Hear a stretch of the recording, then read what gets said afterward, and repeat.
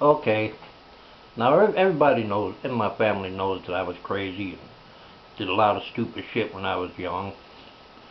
Spent a lot of time in prison, but I'm not bragging about it, because I hurt a lot of people, hurt a lot of friends, but most of all, I hurt my mom a lot.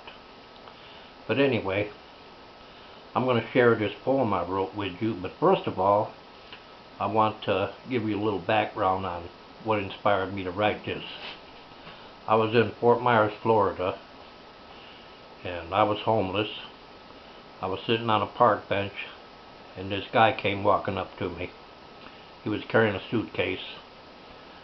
We started talking, and he wanted to know if I wanted to buy a pair of blue jeans from him. So he said he needed a bottle of wine, so I gave him money. He went and got the bottle of wine, and he came back, and he sat down, and we started talking.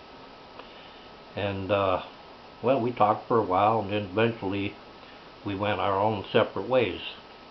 But anyway, when I was in prison at Stateville, Illinois, back in '80 and '81, I wrote this poem, so I'd like to share it with you.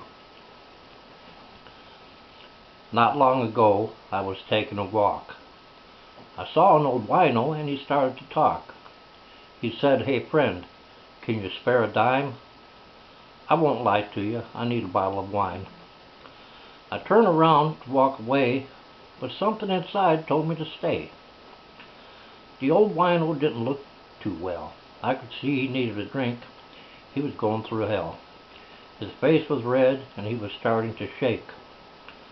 "How much is the bottle?" I asked. "How much will it take?" The old wino coughed and said $1.53. I reached in my pocket and gave him 5. "Get one for yourself," I said. "And hell, get one for me." He took the money, and soon he was back. Then I followed him out by the railroad track. We both sat down on an old rusty sink. Then he opened his bottle and gave me a drink. We soon finished his, then we started on mine. By then we were both feeling fine. The old wino looked at me and said, "You know something, friend? I wasn't always in the shape that you see me in. I once had a house and a steady job too, and I had a son. He looked something like you.